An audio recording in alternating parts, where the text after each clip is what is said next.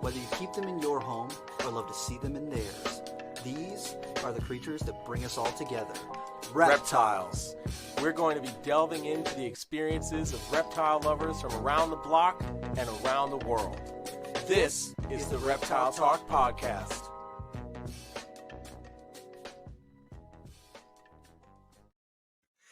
Boom! What's going on, everybody? This is Jeremy Turgeon from Brassman Reptiles. And I'm Robin. I'm keeping it real. And we're in person. In person. Woohoo! Again, because we hate each other. Yeah, we if you know, you know. But yes, super stoked. We haven't done 2 episodes in a week span in a while, so it's awesome that we were able to make all this happen.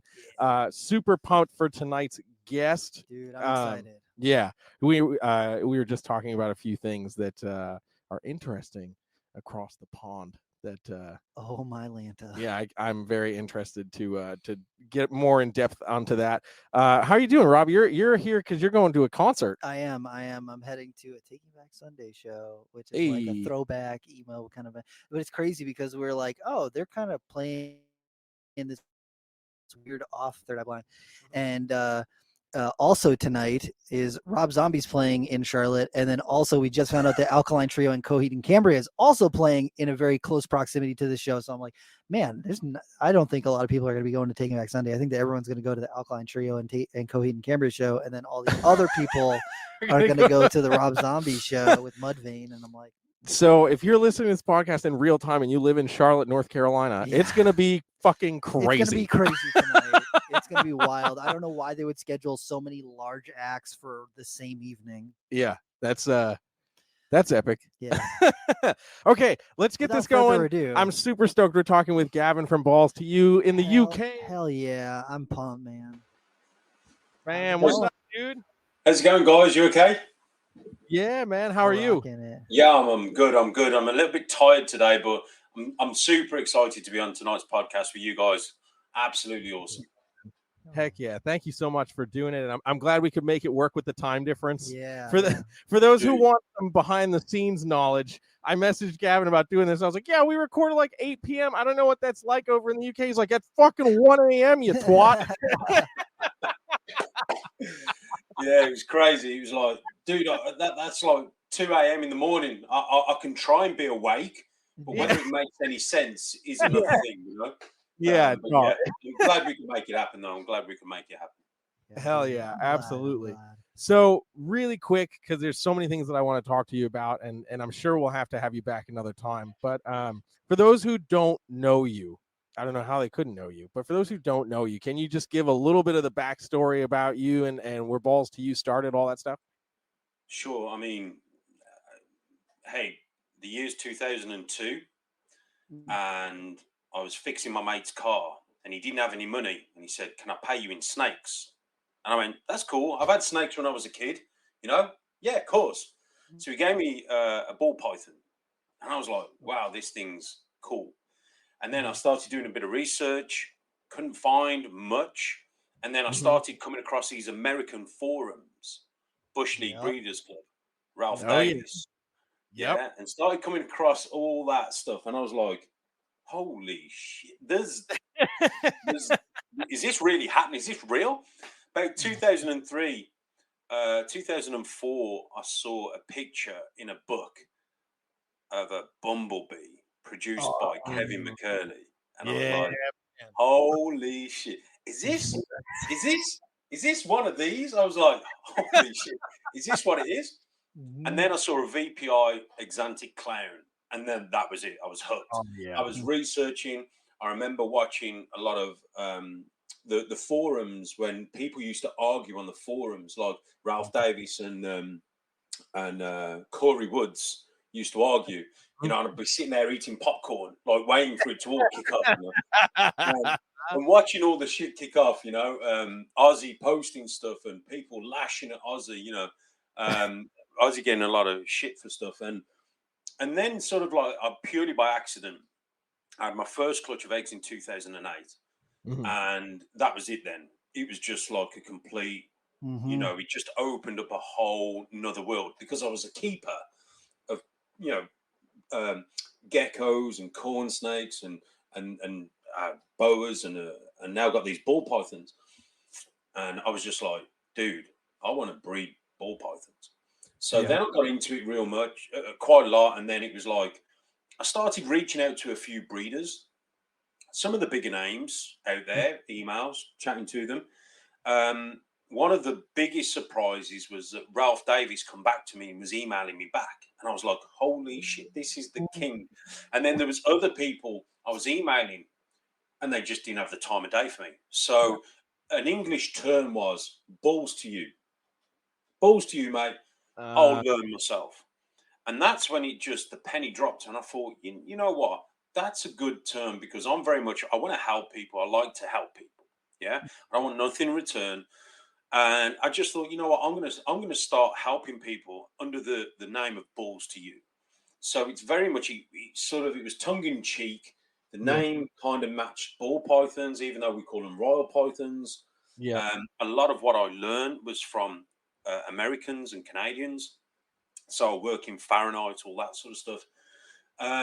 So that's me basically in a nutshell. And then I obviously started my YouTube journey. Because before 2006, 2007, YouTube never existed. So a lot of it was on the forums. So right, dude. The first time that I saw a bumblebee ball python, I was on the nerd forums and I lost it. I was like, "That is the coolest snake I think I've seen." I was just like, "It's got white on the sides. It's got these green eyes."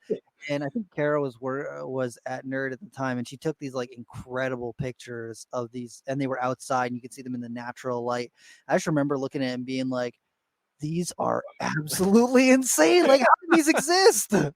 Dude, I couldn't believe, in my hand, I'd got this normal looking ball python, and the bumblebee for me was so far from what a normal looked like to what that was. It just blew my mind. Pattern, color, overload. It just blew my mind, and I was like, "Holy shit! Like, what?" And that was it. I was hooked. That is one of the few ball pythons that I have is a bumblebee, because I was just like, I just remember back then just being so, and the bumblebee I got was like $100 or something, but like I remember when they were $50,000, and I was just right. I still love them. They're still probably my favorite ball python morph, and then the Axanthic bumblebees too are so nice. And again, looking back and remembering stuff that was going on in the forums again. A lot of the times, there was just pictures posted, and the pictures that were posted weren't the best quality.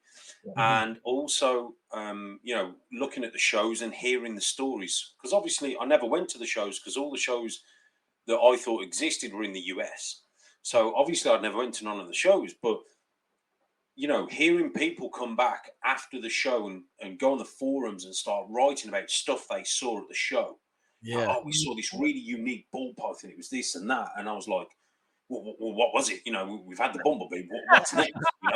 What's next? And it's just unravels, and again, watching and hearing stories. And now when I go back, stuff like, the goal or the cream of the crop was the white ball python, that was, paying $50,000 for this white ball python out of Africa to find out it was an ivory, and everyone already had yellow bellies floating around in their collection. They didn't even know you pair a yellow belly to a yellow belly, you get an ivory, It was just, it was nuts. And I think let's face it, we've only really been doing ball pythons in such a big, vast numbers for the last 22 years, since 2000, really, where, we're still finding stuff out.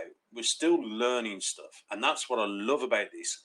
Whether you're into boas, berms, ball pythons, crested geckos, whatever, monitors, whatever, there's still so much we don't know about the cold-blooded reptiles that you'd be stupid to think you know it all. Yeah, 100%.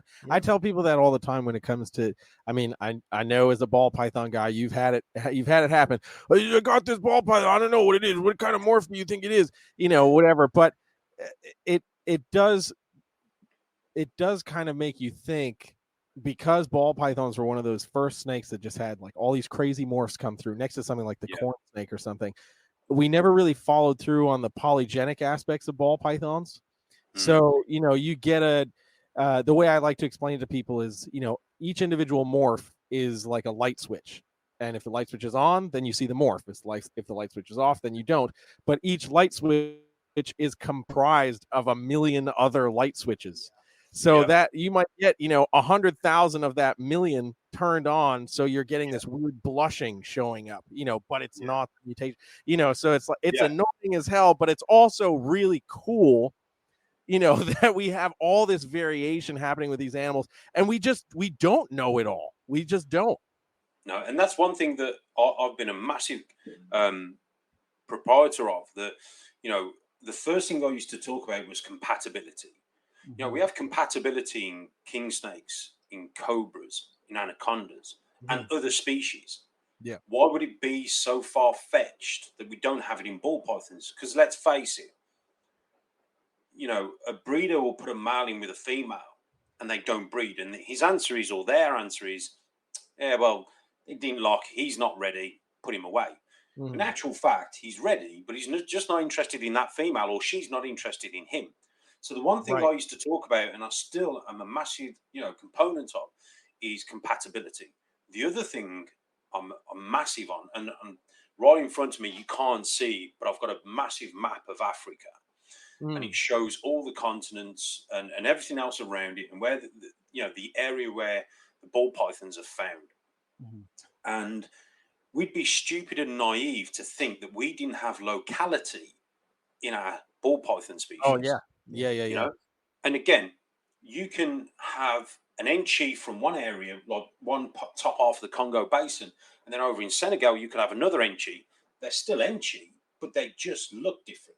So. Yes. And we've also got, Vultra females. I've got one myself. And some of her offspring do get that genetic trait of being extra big. They have slightly bigger heads. They grow quicker. And they just, overall, they don't feed as much as other ball pythons to get bigger. Yeah. And again, it's like a locality. Like you've got super dwarf, in the retics. Yeah. So I'm a massive... I believe in polygenic as well as polymorphism. And you'd be stupid to think that, and again, probably because we've got all these morphs, that we don't look at the polygenic traits because we're too busy looking for the morph, Yeah, I think about like all the days we would go to like the White Plains show, and like Ian over at Outback Reptiles have like high gold ball pythons and like all this other stuff. They were just like, nice normals, but they had good color. And it's like, man, imagine if the morph thing didn't exist, but we just ended up having to buy these, just nice colored ball pythons, and we're just trying to make the nicest looking ones. What would ball pythons look like then? Blood python. Yeah. Yeah. I remember,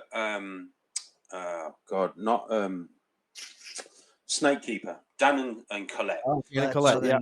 So Colette used to pride herself on making quality looking normal ball pythons that she used to sort of line breed, if you like, and she used to get like not thousands of dollars, but in I suppose if we were in comparison to most people selling just normals, in the bigger picture, it would be like thousands of dollars for these normal but fantastic looking line bred animals, and she'd get the money for them. I remember seeing stuff and I was like, wow, that's amazing, like quality, Yeah, I think one of the few people that still do anything like that these days would be like Albie over Albie's Too Cool Reptiles. Like I've seen some like just like pastel ODYB stuff on his table that like blow the what you think the combo should look like out of the water, because he spent so much time being so meticulous with what he's brought in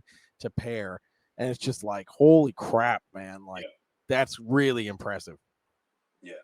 And one of the things, like, and it's kind of controversial, and you guys, I know I don't mean to bring up nerd and stuff, because you guys are your own breeders in your own rights, but the one thing I love and I'm interested in is hybrids. Oh yeah, and Rob's going to talk hybrids all day. It's always the ball people do. I know. I actually phoned up Nerd.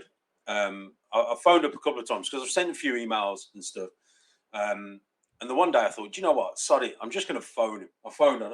He come through. I said, can I speak to Kevin, please? And they went, sorry, where are you from? I was like, hello, I am from the UK. I would like to talk to Kevin. Just real slow down my words, you know.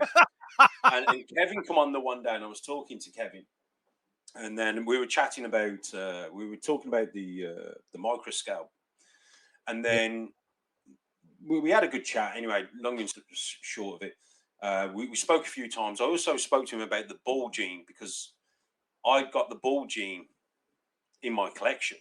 And when we traced it back, so I phoned Kevin to speak to him about that. And when we traced it back, it came from Crystal Palace Reptiles, which at the time was importing a lot of stuff from Nerd. Yes. Yep. So it came through on the back of a spider. Actually, I was producing bumblebees with the ball gene. And so I phoned Kevin, spoke to that, and I phoned him a second time, and we spoke about the microscope. And then I think I wanted to speak about. I wanted to know a bit more because I got offered an odium combo, and the one thing that I noticed with odium, and again, not knocking anyone, but it's not very easy to see. And a lot of the times when Kevin, bless him, went to go, let's do a video on odium, it'll be like a 7 gene animal, and you'd be like, look, this has got odium, but let's get rid of this. This is this, but with malum and odium, and you'd be like, Kev, just show me a normal odium. Anyway, or even I'll get round to it. So the one day I phoned up, and Rob came on the phone. Yep. And I could just, and Rob was like, hey, how you doing? And I was probably talking a load of nonsense. I was like, hi, Rob. You don't know me. I kind of fanboyed a little bit. I went, hi, Rob, you don't know me. I said, but yeah, can you tell me a bit more about the odium? And I think we had a bit of a chat and stuff. Yeah. And I said, oh, by the way, please get Kevin just to get one odium on its own. Just show us the characteristics, because I'm a massive believer in when we're working with them genes, I like to re-engineer something. So I brought a pied combo from Justin, which had Gene X. Mm-hmm. So I wanted to re-engineer that and physically see Gene X. Yeah. Mm-hmm. So I bred it and made some double hets and re-engineered it. Anyway, so now when I'm hatching stuff in the Gene X project, I can see it, you know? I can see the characteristics. I can see that sort of thing. So just crazy stories. And again, like I don't hate on many people, but the one thing that frustrates me is when I want to learn and I just can't get my hands on. So I said to myself, you know what, I'm going to go to Nerd. I'm going to hold Rob down, and Jeremy would have been there at the time. I'm going to get these guys, and I'm going to get them to go through all the ball pythons and get me a goddamn odium and show me, you know? So you want to know what's funny about this is, so one of the last trips up there that I took, I did of them on odium and explaining odium in a more simplistic way, but I was pissed because I just couldn't fucking find it because they moved it, because there's a single gene male odium. Yeah, I remember. Because listen to this. I remember that snake. It was in room 7. Yep. All the way on the top right of the last bus tray rack down by the sink. Yep. I remember where that fucking snake was. When I go to pull snakes, I go to pull snakes for the video. I can't fucking find it. And I start asking her, where's the single gene odium? Where the fuck is this snake? I need this snake. And they're like, oh, it got moved. And I'm like, okay. To where? And they're like, I don't know. And I'm like, well, I know for a fact Kevin doesn't care about that snake because it doesn't look like anything, because it's a single gene animal. So where the hell did it go?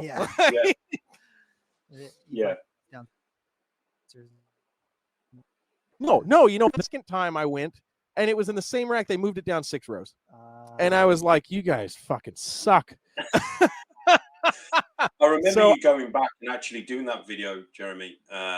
And again, I sat there and I was like eager in anticipation, because, you know, we can all stand here and look at genes and look at combos, but I'm very much one of these people where I like to try and break stuff down so I understand it. Yeah. It's like I can see the difference between gravel asphalt and yellow belly.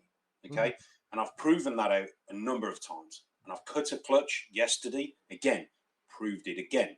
I can see the characteristics because I just pay attention to those subtle differences. I look at it, and 9 times out of 10, asphalt will follow this train of traits. Interesting. And yellow belly will go that way. And I've showed a few people how to pick out asphalt and yellow belly stuff. And it's when you hatch it and when you have it in your hand and you can see it, you understand it. Yeah. And the one thing when I got offered this odium, it was I'm sure it was a beast or a double beast or whatever. It was an Enchi Mojave odium, something or other. Anyway, that's what Kevin wrote on it. Yeah. And law thing. Yeah. The beast or triple beast, whatever he calls it. It was basically something, and I was just like, do you know what? It's recently I saw Ozzy post some stuff with odium, and because he's using maybe less genes, you can see it looks different. There's something going on. And with this beast, I was like, I want to see it. Now, again, not knocking Kevin, being in ball pythons, you know, I've been burnt over the years. I've brought normal posset albinos that weren't posset albinos, you know, end up breeding normals to normals, breeding the babies back, producing no babies, no albinos. Yeah. I also brought a pair of het pieds, bred them together, no pieds, bred them backwards and forwards, left and right, no pieds. So we've always had our finger burn. And I remember hearing the story of the hidden gene Roma and the lesser, the soul sucker, yeah. And again, you know, I remember Kevin eating his hat, you know, and stuff like that. And for me, I'm very much I like the differences in the genes, and sometimes the subtle differences make a massive difference when you start layering stuff on top. Yep. So I get it. The odium, the more stuff you layer on, the different it looks. Yeah. But like I said, I was just a bit like I was researching this odium, trying to find a single gene odium just to look at, so I could look at it. But yeah, But listen, this is just some fun, you know, theoretical ID stuff that we work with. You know, it's just I love it. You know, look, when I'm going up to Nerd next week, I'm spending a few days up there. I'm going to find that single gene odium, and I'm going to send you a picture of it. Yeah. Do a video. So this is for Gavin at Balls2U, because he's told me if we don't, he's coming over to make sure we do it properly. I'm going to go to Kevin and be like, look, Gavin said he's going to fly over here and beat your ass if I don't show him this snake. Yeah. I'm coming after him. Yeah. But it's cool. But yeah, it's good. You know what I mean? This hobby, like, I've met a lot of friends over the years, and you know, I tell people like this: you've got to enjoy what you do. Yeah. And for me, it's not about being rich or anything like that. It's just a case of just enjoying what I do, and I love what I do. I love the fact that, you know, there's people across the pond that if ever I land in America and I'm in trouble, guys, I don't know where I'm at. I've got over so many people that I can call, and they'll be like, yeah, Gav, we're on our way, you know? I remember Dave Kaufman, we were in Canada, and he said, yeah, take my rental car. We were just finished at Billy's. He was flying back early. He said, yeah, take my rental car. Just drop it off at the rental place next door to the hotel when you're finished. I was like, hell yeah, I'm off. And I said to my mate, Kev, I said, where do you want to go? He went, let's go to Mark Mendek's place, Marcus Jane. I went, yeah, let's do it. Yeah. So we jumped in this rental car. Obviously, we drive on the wrong side of the road over here. Yeah. So I remember at this intersection.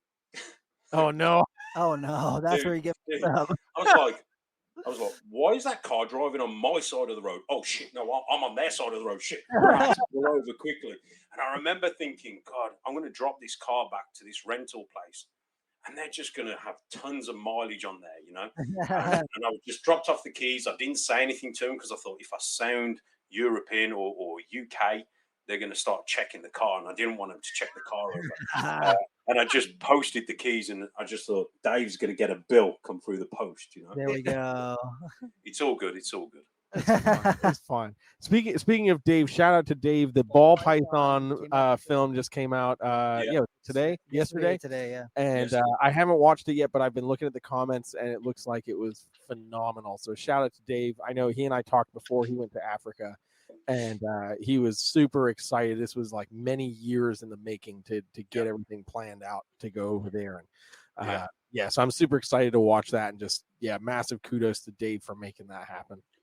A lot of people don't realize, what goes into just filming a 10-minute video for YouTube. Yes. There's so much stuff that goes on behind the scenes. Even the snakes being in shed, you go, I've got an idea. I'm going to film this. And then you go to the snakes and they're in shed. You're like, oh, shit. Yep. And so there's so much that goes on behind the scenes. So again, anyone that does YouTube, anyone that does videos, again, massive shout out to you guys, because I know what goes on behind the scenes and what it takes. And everyone else who does YouTube videos as well obviously knows what it takes to do that. But it's certainly an interesting watch, that's for sure. Absolutely. I cannot tell you how many times I've we were at Nerd referenced Brian Barczyk when it comes to like preparation and planning for filming, because I mean that man is on another level, and watching Brian film podcasts at the Reptarium and everything, and then coming back to Nerd to film at Nerd when Kevin's just like, I don't know, grab some fucking things, we'll put it on camera and we'll fucking talk about it. And then poor Donnie's like, I got 90 minutes of gibberish to work through. Figure out this video. I can imagine. It's good times. Good times. Yeah, definitely. But it's all good fun, It's like I know Rob's into his hybrids and stuff. So what's your favorite hybrid, bro? There's only one hybrid that I'm cool with. There's only one, and I think Warm Booth has some. And was it Dayton? Does Dayton have? Dayton's got one too. The Emerald Tree Boa hybrid, because it's naturally occurring. Naturally occurs, yeah. But there's a big caveat in that, because I've talked to a bunch of people who have produced them in captivity, and there's a guy in New Jersey, I think his name's John, and he's produced them 2 times, and I've talked to him about it extensively, because I was like, okay, if this is the one hybrid that I can be okay with, then I want to know a little bit more information. And he's like, they're horrible. They don't grow. They don't shed. They don't eat. They all get to adult size and then they die. And I'm like, well, that tracks, because because a lot of people are like, oh, there's nothing wrong with hybrids, hybrid vigor. And then if you actually have talked to people who breed hybrids, and not like, oh, I bred this king snake to this king snake that are 100 miles apart, like actual hybrids. 90% of them are not reproductive. They don't survive well. They've got all sorts of genetic issues. Most of them 100%. And I know I'm being a little bit sarcastic, so excuse my sarcasm, but you see, what interests me about the hybrid stuff is, like, let's say I breed a ball python to a berm, okay? I want to know, again, curiosity for me, data, not for, wow, look at this, look how cool it is, just for pure research, because that's how my mind works, is if is 50% of the babies going to come out like ball pythons, as in how they act, how they thrive, or how they do, and then is the other 50% going to come out looking or acting more Burmese? So I always wanted to do the berm ball. I did see one and I thought, wow, that looks amazing. But what gets me is curiosity. And the more people you speak to, like you said, you get kind of mixed reviews. Bob Clark swears they do really well. There's a few breeders in the States who I speak to who say, their hybrid stuff does really, really well. But then you've got the other side where, like you said, Rob, that some of them actually don't do well. And you have massive don't do well. And here's the deal. The people who say, oh, no, they do great, they have a huge monetary incentive to tell you that, they do great. It's never the people who don't have them, or the people who are not about to sell you a $1,500 snake. It's always the people who are selling you a $1,500 snake that's like, no, they're great. They're awesome. They're incredible. Yeah, sure. Okay. Yeah. And that's what I mean. So I wanted to do it as a bit of a and it sounds horrible as an experiment, but not experimenting on the animals per se. Mm-hmm. I wanted to produce some and just give them to some of my Patreon members and go, right, what I want you guys to do is keep this, record its feeding, its shedding, its pooing, tell me how it acts, give me the data. Yeah, because I'm one of these people where I won't bullshit you. I'll tell you the truth. Yeah. I got some Da Vinci Boa supplements, and I was very skeptical of it. I took six snakes, 3 males, 3 females, different ages, different cycles in their life. They've all previously fed for me and had been feeding for me, but for one or another reason, they went off food. Anyway, I gave them the Da Vinci Boa. I recorded all the data, put it on a video, posted it for my Patreon members. And, 5 out of 6 snakes ate straight off the bat. Pretty much within a few weeks of having the supplement, they started eating. Now, previous to that, I tried a number of things, including live, which we can talk about in a minute. Jeremy, we spoke about that. Yep. Including live, I work exclusively with ASFs. So I know my snakes. I know how they are and how they feed and all that sort of stuff. So, I'm one of these people where I won't bullshit people. If people say, oh, yeah, they thrive and they do fantastic, if I come across something and they don't thrive, not to be nasty, not to be controversial, but I think the right information getting out there is crucial, It's crucial. So for me, it was more so I wanted to have the experience of producing a hybrid, seeing how it acted, seeing how it survived and all that sort of stuff for me. So that was my take on the hybrid stuff. Mm-hmm. Yeah, absolutely. I think there's just so many different variables when it comes to that sort of stuff for like, even just the temperament aspect of it, because I've met lots of snakes that, or blood pythons in particular are one that comes to mind, where people are like, this snake's a psychopath. And then I pick it up and the thing's just chilling in my hand. And I'm like, well, if you hold it like an be a psychopath, but if you support it and you're not, if you handle it the right way, then it's fine. And just different people's handling techniques can affect the way that the snake interacts with people and all that sort of stuff. So, yeah. Dude, my daughter's a bit like me. And I don't know what it is, but she's very good at going in and just literally just being able to, she's 10 years old. Pretty much she'll go in and pick it up and it seems to proper chill with her. Mm-hmm. Yeah. And then I've got a couple of mates who breed ball pythons and their snakes are psychopaths. But when they come here, my snakes with them turn into psychopaths. And I'm like, wow, she's never been like that before. Yeah. They obviously pick something up, off people. And like you said, handling techniques and your persona and how you are around them. So then, totally get it.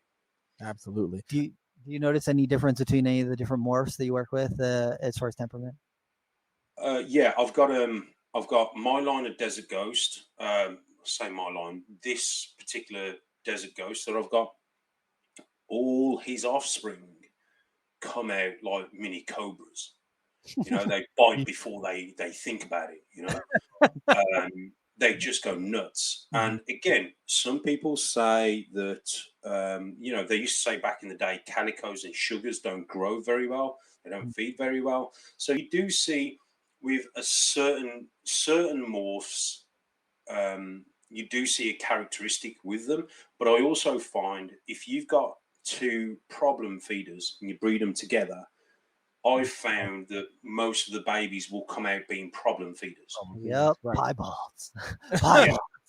So, dude, Rob, and again, that's a classic example because I remember they used to say female pieds, you couldn't breed them till after 5 years. That was one of the things, Mm-hmm.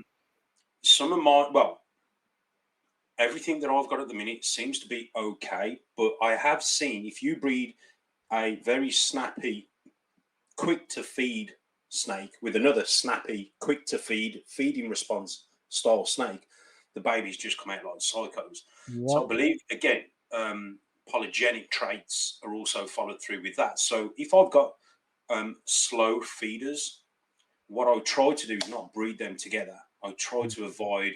I tried to give, the other end of the plane where I've got an aggressive feeder feeding to like a slow feeder animal, so it gives them that genetic trait because I see, Yep. Yeah, absolutely. I want to give a quick shout out to Bionic Benny for the super chat, just because I'm barely making this live. Going to have to rewatch. Hope everything is good with the best duo in the reptile industry. We're great. We still hate each other.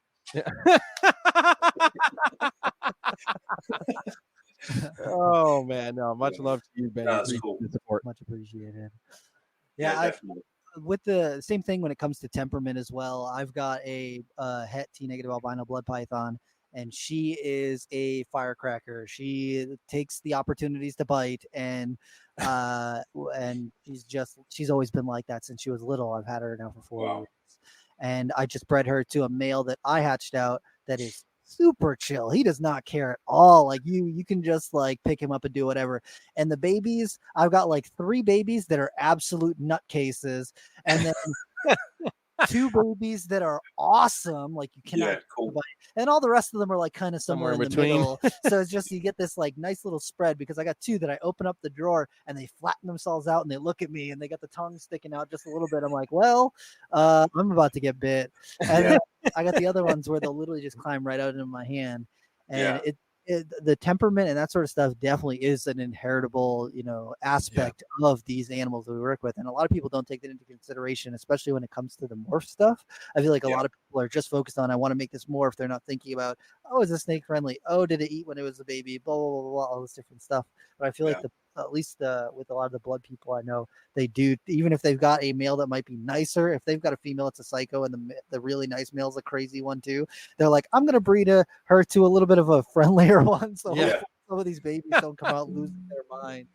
Yeah, and that's one thing I love. Like, I love speaking to other people who are into other species. Mm-hmm. I was watching Jeremy Stone. Mm-hmm. Yeah, the boa guy, Jeremy Stone. Yeah. Yep. And obviously he's done a few books and DVDs and stuff. Mm-hmm. And I was watching an interview with him once, and he was talking about boas. And what was interesting was some of the things that he does with his boas is something that I've learned to do with my ball pythons, with certain things regarding breeding, how to keep them, stuff like he's not in a rush to clean them out when he's feeding them or when he's breeding them. And again, it goes back to the old saying, old school saying, so old school warning coming up, breed them dirty, feed them dirty. And people think that you're going to feed them and breed them in their own feces. But what they don't understand is that snake poo, their urates, their shed, makes, again, ball pythons, especially because they're so timid and shy and nervous, it gives them a sense of, I'm okay, I'm home. I did an experiment. I had 100 baby ball pythons, and I cleaned 50 tubs, and I was feeding the hatchlings. And what I did was I changed 50 out. So as I fed them, frozen thawed, and they struck and constricted it, I put them in a new tub, put them back in the same place in the rack, okay, where they were. Most of those that I'd swapped out didn't finish the food, so they didn't feel safe or safe enough to basically continue to eat, because we know they're at the most vulnerablest when they're eating. Yeah. So that just proved to me that if I'm going to spot clean, I'm going to spot clean that day and feed a different day, or feed before I spot clean. Yeah. And that's proven to be, for me, it's proven to work over the years, and that's why I've had great success rate with feeding, because again, just making sure they stay secure and they feel secure, for me has worked amazing. Yeah, absolutely. I think one of the things that we take for granted in everything that we do with these reptiles, especially snakes and I'd say even monitor lizards too, how much smell plays a role in their lives. Yeah. I think we really take advantage of that. We're just like, oh, we got to clean the cage, it's dirty. But you watch, even if you're keeping snakes in racks, if you go and you clean out a drawer and you put new paper down or whatever, even if you're just using straight paper and a water bowl, the most basic setup ever, that snake is going to go around and around and around that enclosure because now everything's new. If you've gone through, you cleaned it out, you chlorhexidined it or whatever, now that snake is like, I don't know where I am, and I need to make sure that where I'm at is safe. Or they'll pee. Or they'll pee immediately and be like, all right, this is where I'm at. Dude, 100%. I was about to say, how many of us have gone in and cleaned our racks and gone, wow, what a fantastic job we've done. We've gone in the next day, and you're like, what the hell's what's died in here, you know? And actually, you find out that all the snakes have gone and pissed and shit in the corner because they've gone, no, I'm not sure about this. I'm going to scent my tub. And that's exactly what it is, you know? And it's very interesting, again, referring back to the video Dave did with them being in the wild. And you see the females are down in the burrows. And if you take a tub and you imagine it to be their burrow, you can see now why some ball pythons actually do better in smaller enclosures than bigger enclosures, you know. And obviously with them going to the toilet and shedding in that same burrow, it's going to help when a male comes past. It's going to smell, again, compatibility. It's going to smell that burrow and go, actually, that's the female for me. Or he's going to go, no, I don't like her. And then he's going to go to the next one, you know. So I'm a big believer in it, you know, and I'll just say to people, look, this works for me. I'm not saying this is the way to do it, but this works for me. And I've had great success. Absolutely. Absolutely. All right. We're going to take a quick 2-minute break to run our sponsorship ad, and then we're going to come back and we're going to talk about some specific to the UK things that Gavin and I were talking about a little bit before we started. Black Box Cages, located in Buford, Georgia, is your one-stop shop for all of your caging and rack needs. Owners Jen and Clint are at the helm of this fantastic company. With one of the shortest lead times in cage and rack manufacturing, Black Box can satisfy anyone's needs. From baby racks to V70s, arboreal and terrestrial caging to deep-fronted bioactive enclosures. You can find everything you need right here. New enclosure sizes and products are added frequently to their availability, so be sure to check back often. Black Box Cages have tons of customizing options for lighting and heating. Along with that, cages and racks can be stacked with metal stacking dowels, and all cage joints are dadoed for improved durability and stability. Most cage units are flat packed, but are pre-assembled prior to shipping to ensure a solid build every time. The Micro, XC18, XT3, Bio-G, and 3-stack V70 ship assembled, and all other racks are shipped freight and assembled. The XR16 and XR20 model racks allow keepers to mix and match tubs. Fitting both Vision and Freedom Breeder tubs, you can mix the V15, V18, and V35S tubs, or the FB5, FB8, and FB35CV-SC tubs. This kind of flexibility allows keepers to raise their animals from hatchling to juvenile or subadult size before needing to upgrade into adult caging. Don't just take our word for it. Go to their website to see countless customer reviews and review videos from keepers all over. To learn more about Black Box Cages, follow them on Facebook and Instagram at Black Box Cages, and of course their website, www.blackboxcages.com. Links to their socials and website will be available in the podcast description. Hey, bam. So you guys know the deal. Go get yourself a fancy little Black Box cage, because I need to get more too. So Gavin, before we went live, you and I were talking about some things that are really specific to Europe and some of the stuff that's going over there, and I thought it was relevant to discuss because, you know, obviously in the U.S. we're dealing with a lot of legislative things, and, you know, especially being the McCurley disciples, you know, where you know, when it comes to like live feeding videos and like how we represent ourselves, like these things make a difference. So so one of the things that Kevin's brought up before, and I know is a thing, is the restrictions or being frowned upon to feed live prey. And that's you're saying that's in the UK, like, so you have to deal with that. Yeah, so the way it works over here is pretty much feeding live prey is a no-no. It's not, it is against the law and it isn't against the law. It's something that you can do, but if you get caught doing, you can be prosecuted. Yep. And so what that basically does is we have this sort of one option really is to feed frozen thawed.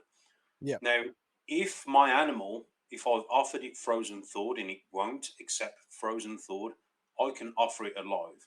Yep. However, I have to show. So let's say if the governing body or a governing body, one of them being RSPCA, comes here and says, we've had a report that you're feeding live rodents to your snakes. I've got what's called little track tags, courtesy of track tags. Give a shout out to track tags. We've got a red rat on them, and I clip it on the front.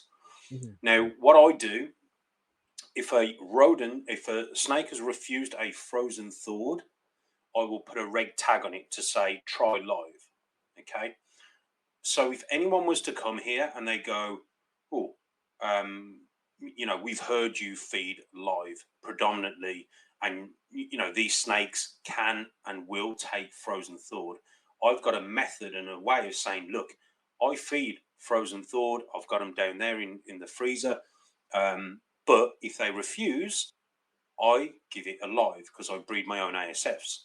Mm-hmm. I know the local vet, who's a reptile vet, and he's basically said, look, if you need a letter from me to say, you do predominantly feed frozen thawed, but occasionally some of your animals require a live prey. So, for example, baby hatchlings.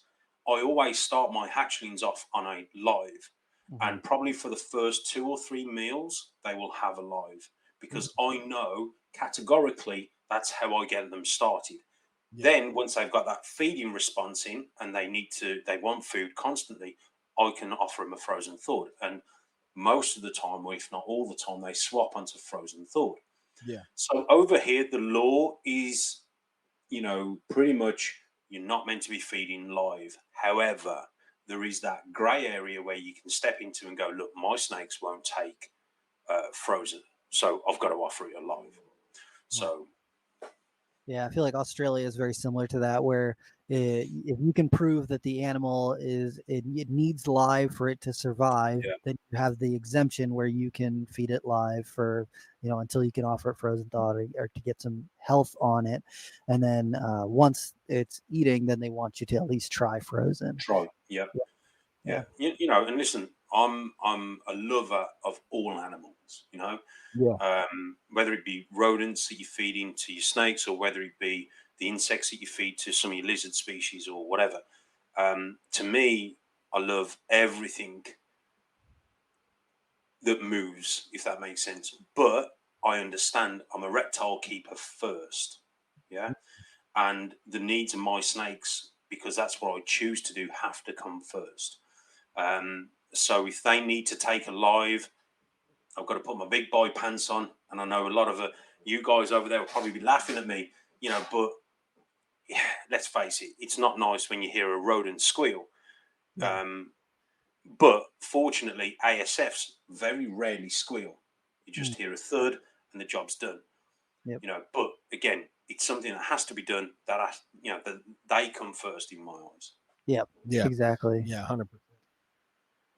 Just want to give another shout out to Benny for the super chat. A female ball python breeding cycle is probably the video I rewatch the most on YouTube by Balls2U. Best video out there, like it, hands down. Thanks for that, Benny. Thank you. And listen, thanks to all your audience, for those people I've just been reading some of the comments. Thanks for everyone for tuning in tonight. I really do appreciate the support, and you guys are having me on as well. It's awesome. Love it. Yeah, absolutely, man. We're so happy you could join us.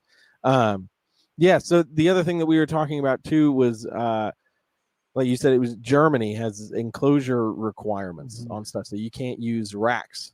Yeah, so in Germany, they're not meant to be keeping ball pythons in rack systems or any species.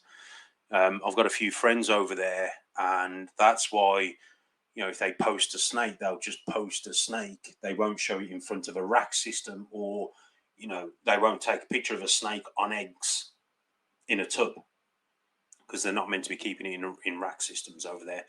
They are on about over here. We've got a federation called the FBH, which have come up with an enclosure recommendation size. And again, it's just a recommendation. So the animal welfare officers have something to go off. However, I've a little bit of background about me, not only a master technician by trade working on vehicles, but also I was a doorman for a number of years. And when you sort of have kids, you come away from that sort of scene. And so I went into enforcement.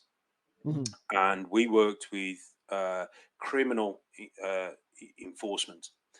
And part of that was working for the local councils over here, which would be, I presume, your is it, who do you have that run your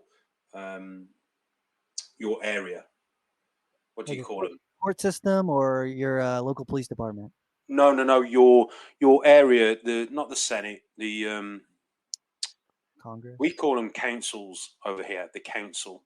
Oh, like a city council kind of deal. Yeah, sort of a thing. Yeah. So I do enforcement for them, and part of that, we have animal welfare officers. So if you, for me, some of the animal welfare officers used to come to me and say, "Hey, Gav," because they knew what I did. We've got to go to this establishment. They've got these snakes. So we used to help at my local animal welfare officers sort of educate them. And nowadays, when we have recommendations, for me, it's what it is. Some people take it to the extreme. They go, "Oh, no. They're saying this is how we've got to keep animals. We've got to keep them in these 4-foot vivariums by 4 foot." You're like, "Oh, no. These are recommendations. Yeah, they're not something we have to do." Right. If the animal welfare officer comes here and they inspect, which they're always welcome, they come here and check. If they feel that the animal is, not happy or has got some sort of stress levels due to its enclosure size, then there's a recommendation for that species. Yeah. So a lot of it is how it's worded. But again, we're not facing stuff like you guys are facing. So I support the USR. When I'm over in the local shows, I was over at Arlington, donated some money at the raffle at the auction. The auction, yeah, raffle auction, yeah. And again, I'm a massive supporter of anyone over over the pond. I always try and send a bit of PayPal money over, not much, but I always try and donate, because I think if we can help you guys fight the law over there, and this is what I say to people: if a law gets passed in America, the land of the free, yeah.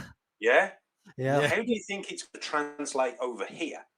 Where we get told what to do. Yeah. Right. What's going to happen?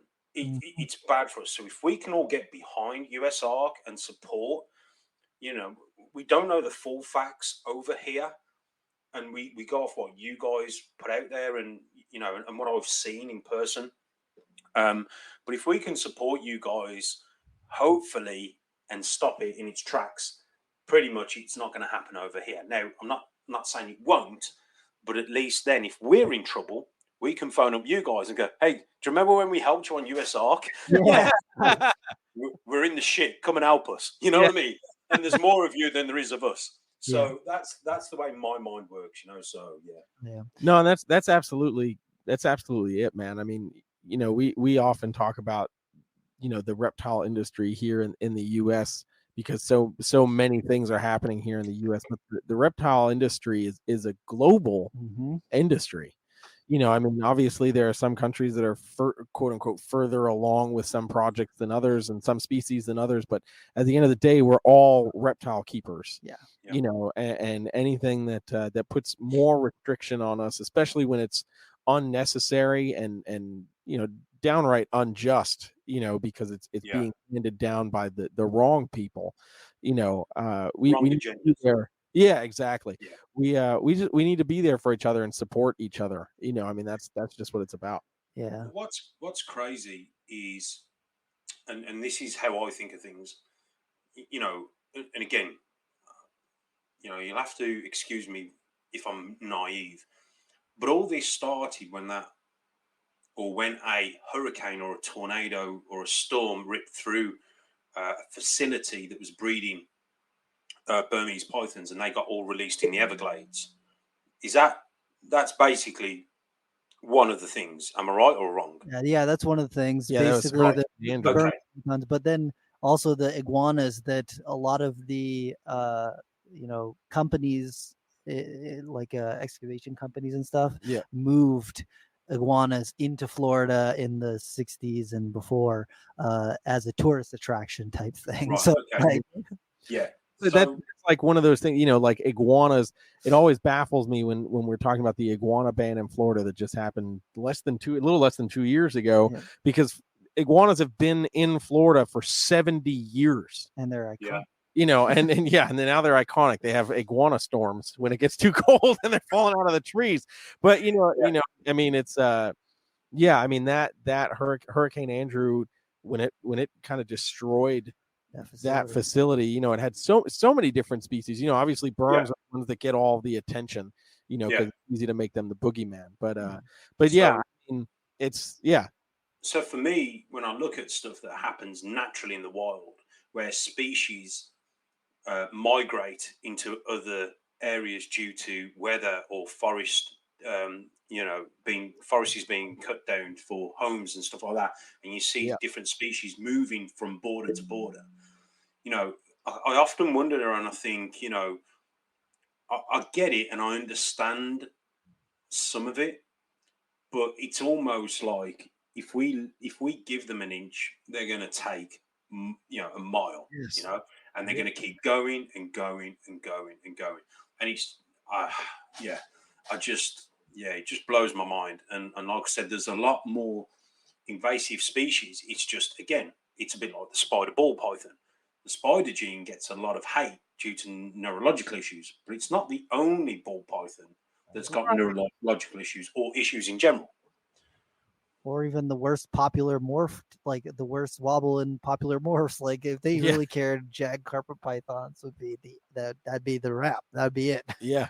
Well, over here, I can tell you now at the shows, you're not allowed to display or sell spider. You're not allowed to sell or display jaguar carpet pythons. And there's also a species of, I'm not sure if it's a type of gecko or something, or a lizard, that has neurological issues as well. I can't think what it is. Probably the Enigma leopard gecko. Yes. Or lemon frost with the cancer. Yeah. Well, again, if we wanted to be real picky, we could look at caramel albinos, or we can look at other issues, infertile animals. And again, don't mean this in a negative way, but the scaleless ball python, is that really a mutation, or is it really disaster? It's a disaster. And that's what I'm saying. How far do we go with this? Right. I believe there's a lot of blame is pointed. Not a lot of blame, but I think breeders should be responsible for what they do and be responsible breeders. If I want to breed spider, I'm not going to breed an animal that's corkscrewing its head off. Right. I've got two or three beautiful spider females in my collection. The one was the first ever banana female I produced, and she's a banana spider. She's beautiful, dude. She's beautiful. I've never bred her because she's always been a funny feeder, but she's a pet to me. Now, if I want to breed her, I'm a responsible breeder. If she was corkscrewing and wobbling and all that sort of stuff, I'd understand. I wouldn't breed her. But dude, she's on point with the food, and she feeds frozen thawed, right? Yeah. Frozen thawed, bang, on point, bang, bang, bang, bang. Come on. And the other female spider that I've bred her prior in the past.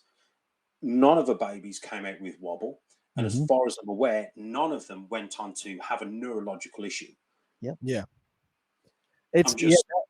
That's one of those things when it comes to the wobble. Like the one thing that I've always talked about is, there's varying degrees of how it expresses. You can have an animal that has no wobble, and you can have an animal that's losing its mind constantly. Yeah.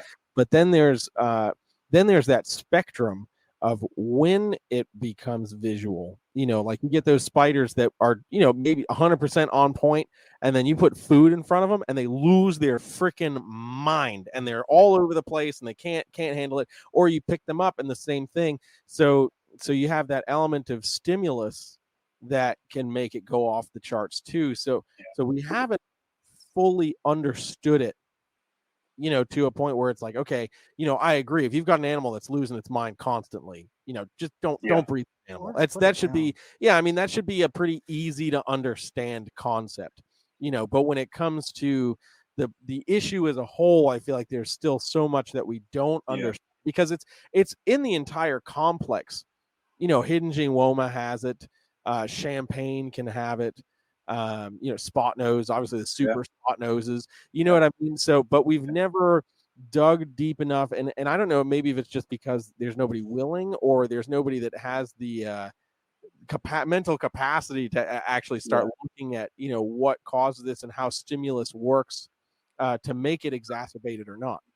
Yeah, I think it's important as well to understand that, we are dealing with a mutation. The mutation in general is what we're working with. So I think for me, I still whenever I speak about spider, I get the odd comment, even now, that says, "Oh, you're only breeding spider for the money." And for the extra $50. Yeah. No, it's not. It's not 1998. It's not making you grand. Yeah, that's what I'm like. No, you are. And again, think about it. What I just said at the start of the podcast, the bumblebee started a lot of us off on this train ride, on this journey. Yeah, and that was the spider. And I'm a massive believer that there's not been even the Woma, and the Hidden Gene Woma.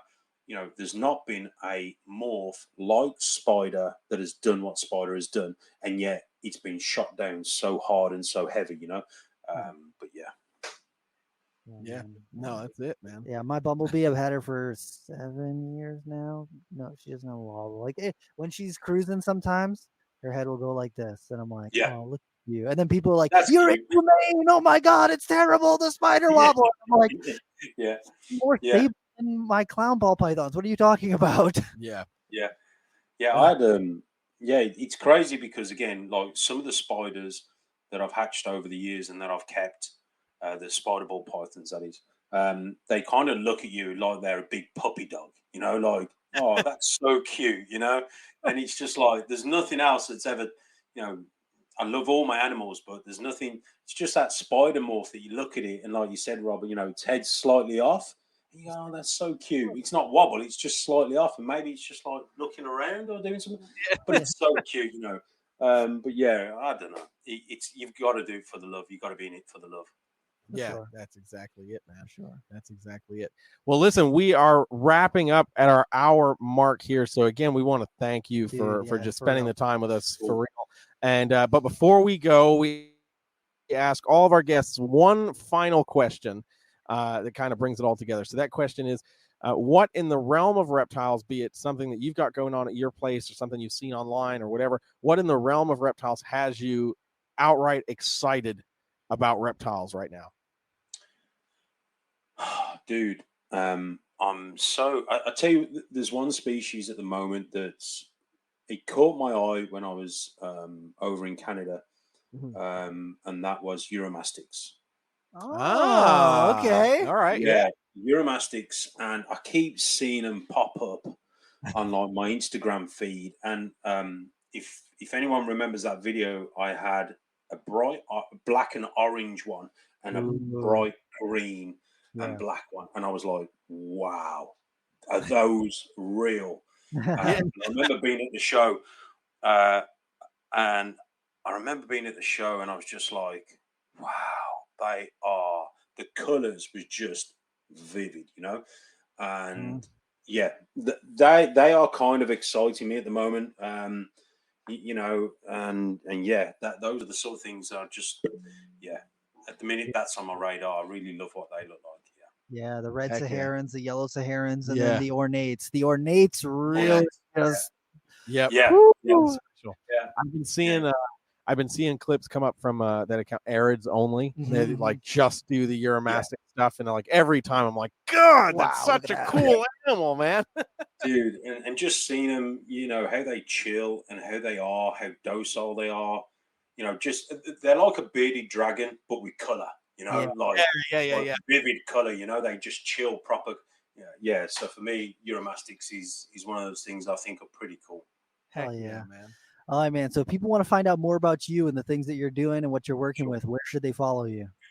Yeah, obviously, I'm on the best platform ever, which is YouTube. I've never been on Facebook, so don't follow me on Facebook. And also Instagram. Obviously, Instagram's the way forward for me. So yeah, they can find me there. Dude, sweet. Well, thank you very much for coming on the show. We appreciate it, man. Thanks a lot, guys. Thanks for having me. Yeah, we'll have to do a part 2. Yeah, absolutely. Yeah, and you know, thanks for everyone as well for in the comments. I recognise quite a few of you guys, so much love to everyone over there. All my supporters in the States and in the UK as well. So thanks for all your support, guys. Thank you. Heck yeah. Take care, man. Have a good night. Take it easy, bro.